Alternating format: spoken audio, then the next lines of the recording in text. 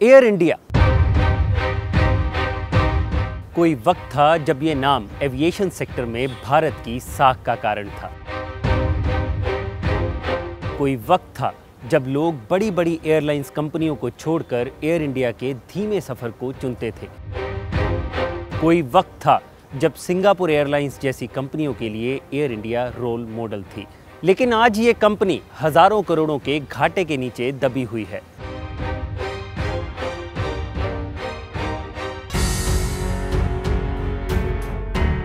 घाटा भी ऐसा जो सरकार के गले की फांस बनता जा रहा है, जिसके चलते सरकार आज एयर इंडिया को बेचने की कोशिशों में लगी हुई है। अगर 86% प्राइवेट सेक्टर हैंडल कर सकता है तो 100% भी कर सकता है। लेकिन ये हालात आखिर कैसे पैदा हुए? आखिर कैसे 1950 से 1980 के दशक की देश की सबसे पसंदीदा एयरलाइंस आज डूबने के कगार पर है? और कैसे देश के एक महान बिजनेसमैन ने अपनी एक छोटी सी एयरलाइन कंपनी को देश की सबसे बड़ी एयरलाइन कंपनी बनाया? तो चलिए आज किस्सा आज तक पर हम आपको सुनाएंगे एयर इंडिया का 86 साल पुराना वो सफ़र, जब एक चिट्ठियां बांटने वाले प्लेन से शुरू हुई कंपनी देश की सबसे बड़ी एयरलाइन कंपनी बनकर उभरी, जो कई बुलंदियां छूने के बाद आज डूबने के कगार पर है। वो कहते हैं ना कि हर बड़े काम की शुरुआत हमेशा एक छोटे लेवल से ही होती है। ऐसा ही कुछ एयर इंडिया के साथ भी हुआ। टाटा फैमिली के 28 साल के वारिस JRD टाटा ने साल 1932 में अपनी एक एयरलाइंस कंपनी की शुरुआत की, जिसका नाम रखा गया टाटा एयरमेल। इस कंपनी में शामिल थे 2 पसमौत विमान। 15 अक्टूबर 1932 को इस कंपनी के पहले विमान ने कराची से बॉम्बे तक उड़ान भरी, जिसे खुद JRD टाटा चला रहे थे। अगर आप नहीं जानते तो आपको बता दें कि JRD टाटा ब्रिटेन द्वारा स्थापित royal arrow club of India and Burma से प्रशिक्षित भारत के पहले सिविल एविएशन पायलट थे। इस कंपनी में दूसरे पायलट थे नेविल विंसेंट। इस कंपनी में 2 पायलट, 3 इंजीनियर, 4 कूली और 2 चौकीदारों का स्टाफ शामिल था।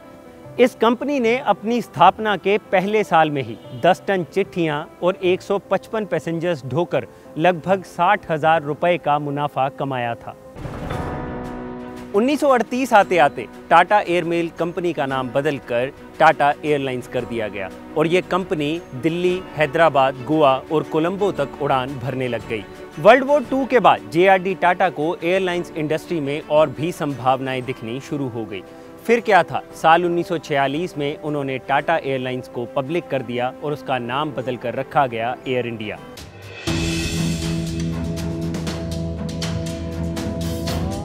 इसके साथ ही इस कंपनी के जहाज़ों के बेड़े में उस वक्त का सबसे अत्याधुनिक विमान लॉकहीड कॉन्स्टेलेशन शामिल किया गया, जिसका नाम रखा गया मालाबार प्रिंसेस।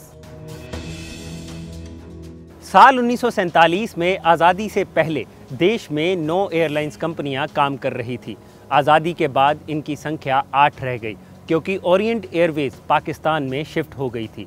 खैर, आज़ादी के बाद एयर इंडिया ने भारत सरकार के साथ इंटरनेशनल फ़्लाइट शुरू करने का करार कर लिया, जिसके बाद 8 जून 1948 को एयर इंडिया के लॉकहीड मालाबार प्रिंसेस ने पहली बार बम्बई से लंदन के लिए उड़ान भरी, जिसका उस वक्त लंदन तक का किराया था 1720 रुपए। टाटा कंपनी के चेयरमैन श्री JRD टाटा ने इस जहाज के बारे में बताते हुए कहा कि मालाबार प्रिंसेस में 42 मुसाफिर आराम से जा सकते हैं।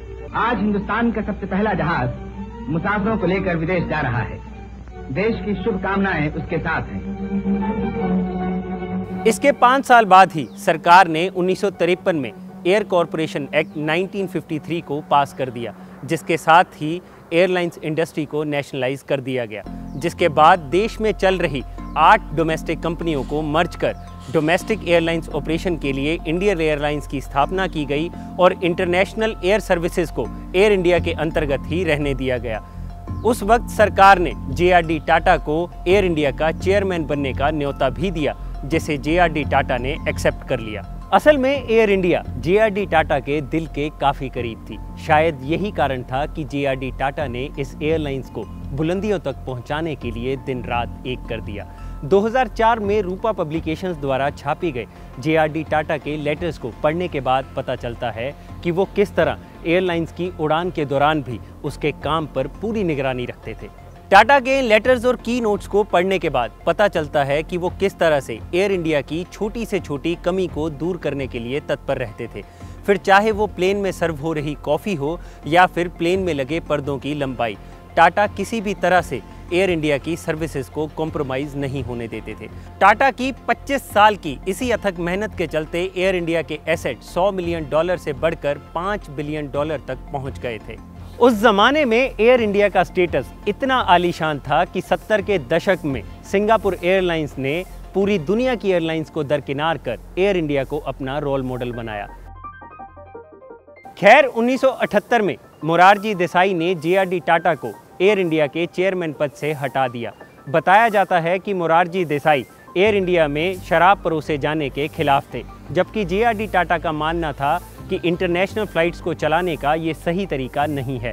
JRD टाटा के वक्त एयर इंडिया को क्वालिटी ऑफ सर्विस और डिसिप्लिन के मामले में अव्वल दर्जे की समझा जाता था, लेकिन JRD टाटा के बाद एयर इंडिया का ये स्तर गिरना शुरू हो गया।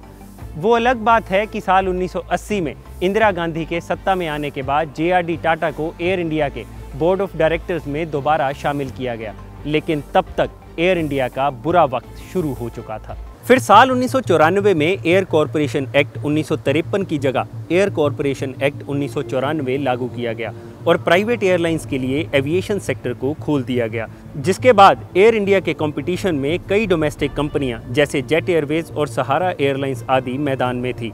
इस नई पॉलिसी के बाद बढ़ते कंपटीशन और कम होती सेवाओं के कारण इंडियन एयरलाइंस और एयर इंडिया घाटे में चली गई, जिसके बाद साल 2007 में मनमोहन सरकार ने इंडियन एयरलाइंस और एयर इंडिया को मर्ज कर दिया और एक नई कंपनी का गठन किया गया, जिसका नाम रखा गया national aviation company of India limited यानी NACIL।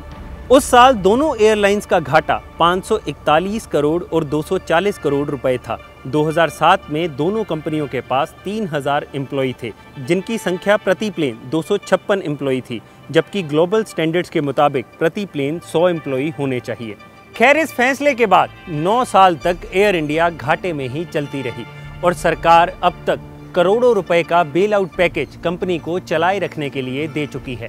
लेकिन फाइनेंस मिनिस्टर अरुण जेटली की माने तो सरकार अब एयर इंडिया को और पैसा देने के पक्ष में नहीं है। तो एयर इंडिया चलाने के लिए आपने 50,000 करोड़ लगाया हुआ है, वो सरकार का मतलब आपका पैसा है, वो स्कूल एजुकेशन के लिए खर्च हो सकता था।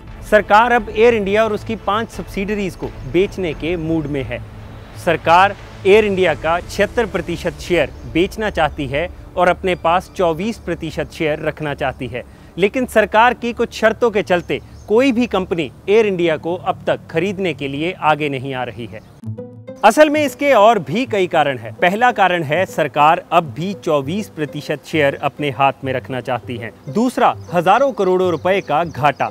तीसरा, एम्प्लॉइज से जुड़ी पॉलिसीज। और चौथा कारण है एयर इंडिया के मार्केट शेयर में कमी। अभी हाल ही में पायलट एसोसिएशन ने भी एयर इंडिया को खत लिखकर ये चेताया है कि स्पेयर पार्ट्स की कमी के कारण एयर इंडिया के टोटल एयरक्राफ्ट्स में से 23% उड़ान तक नहीं भर पा रहे हैं।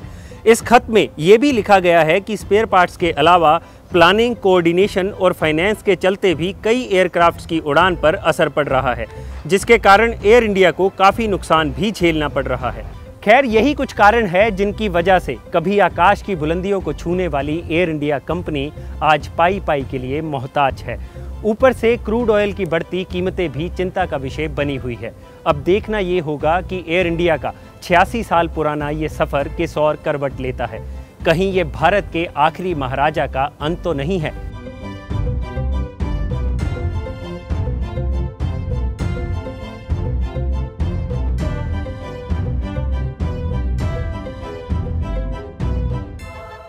अगर आपको हमारा ये वीडियो पसंद आया है तो इसे लाइक और शेयर करना ना भूलें और जानकारी से भरे ऐसे ही और वीडियोस देखने के लिए आप YouTube पर सर्च कर सकते हैं किस्सा आज तक।